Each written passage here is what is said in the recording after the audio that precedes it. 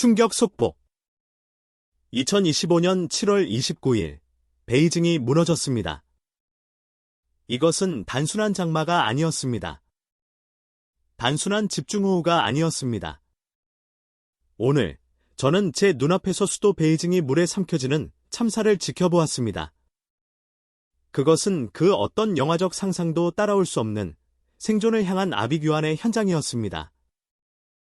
모든 것은 단 몇 시간 만에 벌어졌습니다. 아침 9시, 베이징시는 적색경보를 발령했습니다.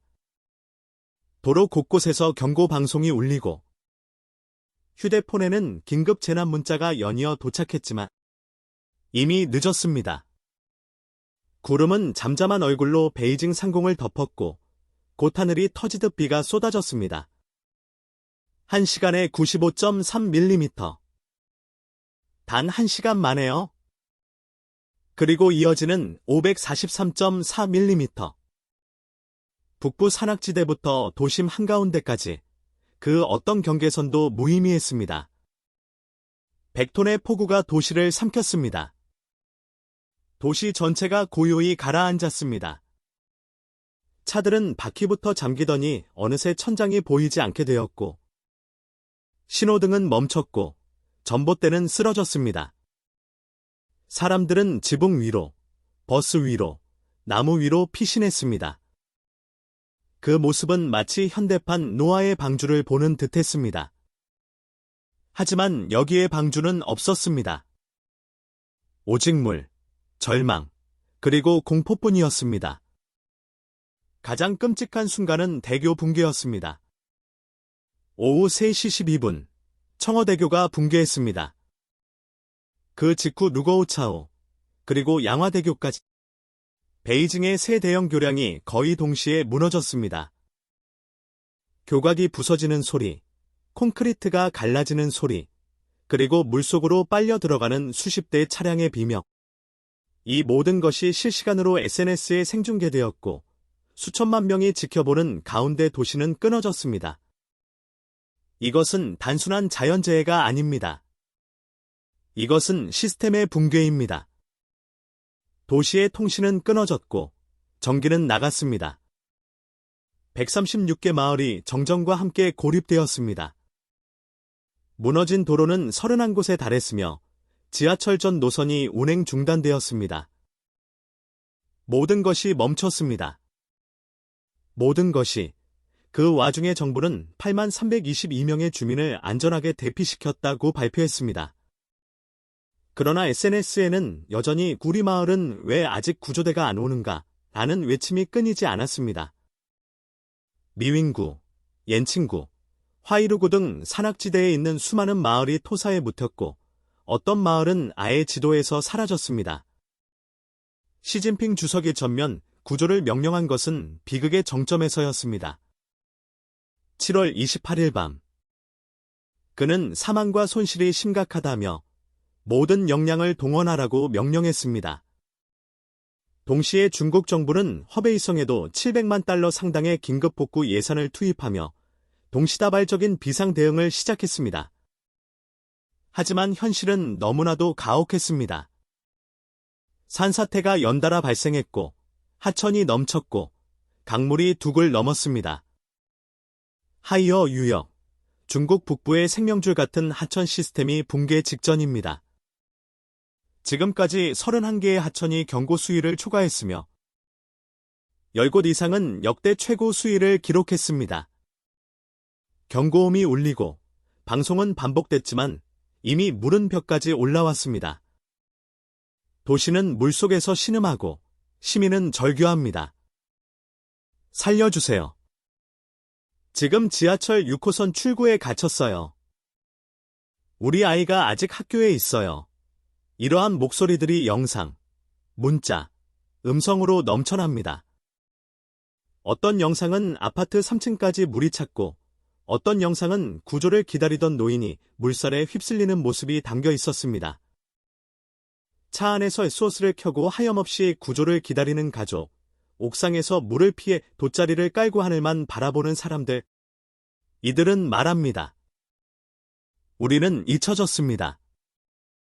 이 참사는 기후변화의 경고입니다. 이전에도 중국은 매년 여름 극단적인 기상 상황을 겪어왔습니다. 하지만 이번만큼은 달랐습니다. 전조는 이미 있었습니다. 한 달 전, 충칭과 산시성에서 기록적 폭염으로 대형 산불이 발생했으며 다수의 사망자와 수만 명의 이재민이 나왔습니다. 허난성에서는 지면 온도가 72.9도까지 치솟으며 아스팔트가 녹아내렸고 하수관이 폭발했습니다. 그때에도 사람들은 말했습니다. 올해 여름은 무언가 다르다. 그리고 지금 우리는 그 예고된 비극의 정점을 마주하고 있습니다. 지금 이 순간에도 비는 내리고 있습니다. 그리고 사람들은 묻고 있습니다. 이것이 정말 현대 도시인가? 중국의 수도가 이렇게 무방비로 무너져도 되는가? 수백만 명의 생명 앞에서 왜 국가 시스템은 이렇게 느린가? 저는 베이징의 동북부, 물이 겨우 빠진 골목에서 이 글을 씁니다. 창밖에는 여전히 소방차 사이렌 소리가 울리고 머리 위로는 구조 헬기가 지나갑니다. 하지만 구조대가 도달하지 못한 곳은 여전히 너무 많습니다. 그곳엔 아직도 사람이 있습니다. 아직도 기다리고 있습니다. 우리는 이 참사를 잊어선 안 됩니다. 이것은 단지 비 많이 온 날이 아니라 인재와 무책임, 그리고 기후재앙이 만든 복합적인 붕괴입니다. 베이징은 지금 구조 중입니다. 하지만 그것은 사람만이 아니라 시스템도, 신뢰도, 희망도 포함됩니다.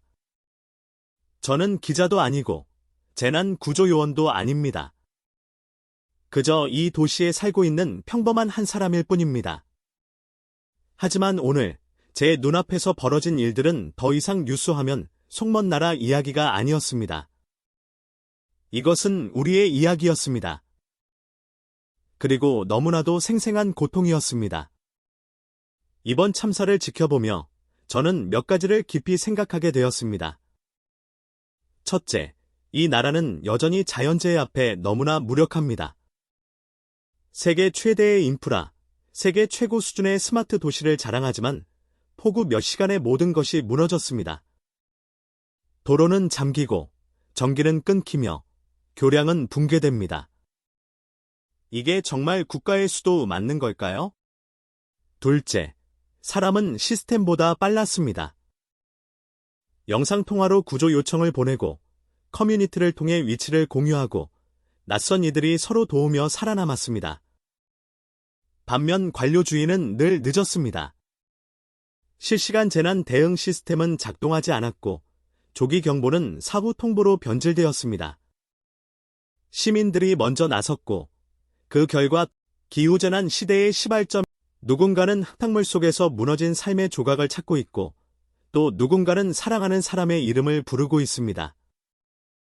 이 참사가 지나가면 또다시 조용히 잊혀질까요? 아니면 우리는 이번만큼은 달라질 수 있을까요? 이 영상이 단순한 뉴스 요약이 아니라 기억이 되길 바랍니다.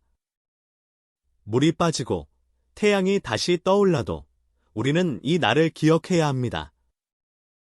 구조되지 못한 사람들, 구조를 기다리다 지쳐간 가족들, 무너진 교량과 도시의 흔적들, 그 모든 것이 우리의 미래를 경고하고 있다는 사실을 잊지 말아야 합니다.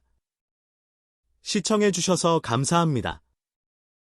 이번 영상은 베이징 대홍수 참사 현장을 중심으로 제작되었습니다.